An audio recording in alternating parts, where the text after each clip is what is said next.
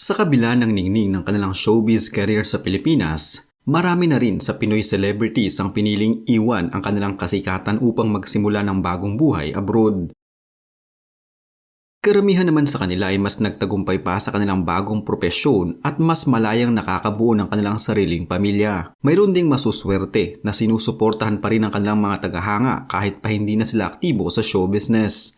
Bagamat iba't iba ang mga dahilan ng kanilang pag-alis sa showbiz, iisa lang din ang pangarap ng mga celebrity na ito.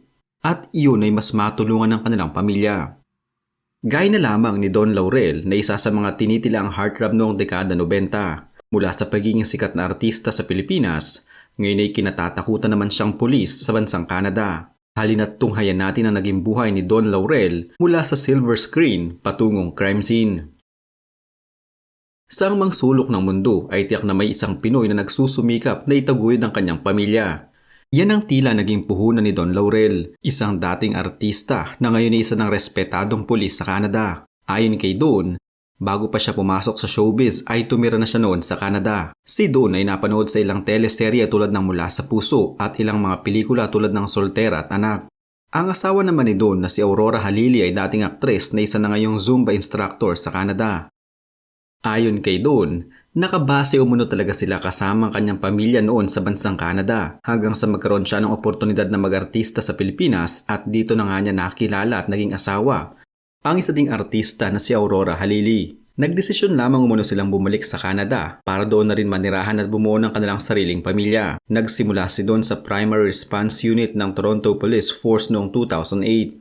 Sa kasalukuyan, si Don ay naka-assign na sa Community Safety Unit. Ayon kay Don, delikadong propesyon umano ang kanyang pinasok. Pero inamin din niya na ito talaga ang kanyang pangarap na trabaho noon pa mang bago ito pumasok sa showbiz at makapag-asawa. Sa ngayon ay may 4 ng anak, sina Don at Aurora. Inilahad pa nila na isa sa kanilang hobby ay gardening.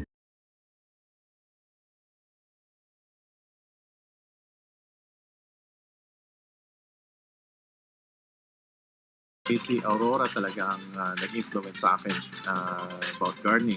Kasi nga nakakatuwa rin, after a few months, meron na kaming hina-harvest. And here, some tomatoes. Sure, the tomatoes over there. They're not ready yet. Maybe in a week.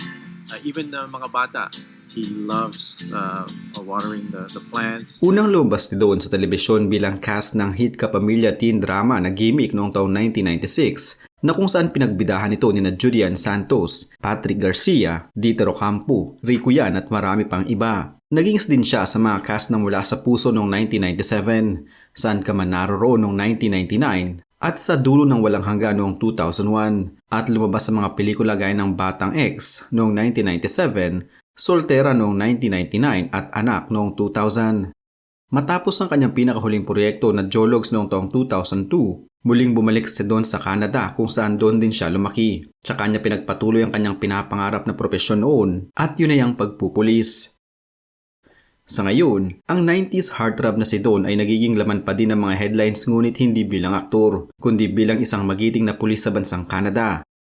Sa katunayan, binansagan pa siya ngayon bilang Filipino James Van Der Beek of Dawson's Creek.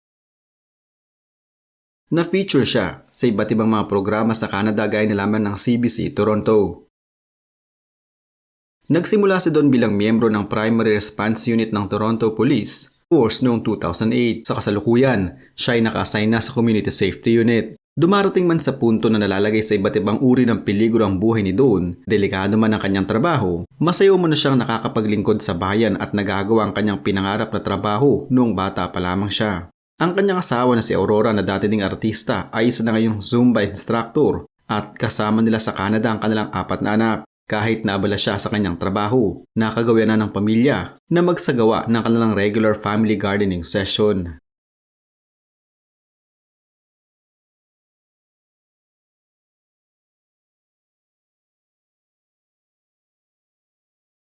Si Aurora talaga ang nag-influence sa akin about gardening.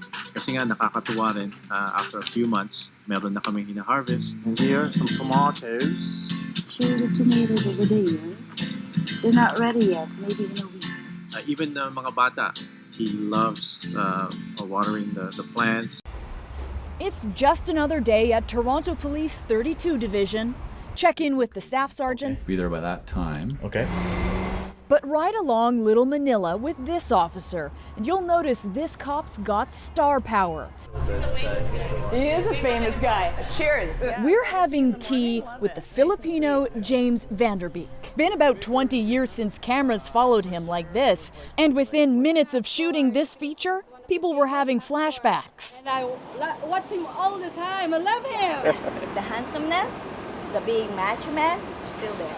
It was a call where the male had barricaded himself inside the apartment with a huge kitchen knife. I started having conversation, engaging this person who was in crisis. He calmed down. It worked to my advantage because he recognized me. He goes, "Hey, aren't you so-and-so?" I go, "Yes." I'm with Don Laurel. Yes. Sorry, girls. He catches thieves stealing hearts at the same time. Corny, but it's a valuable niche on the force. P.S. He's still got it. Oh my God. 5, 4, 3, 2. Wardrobe.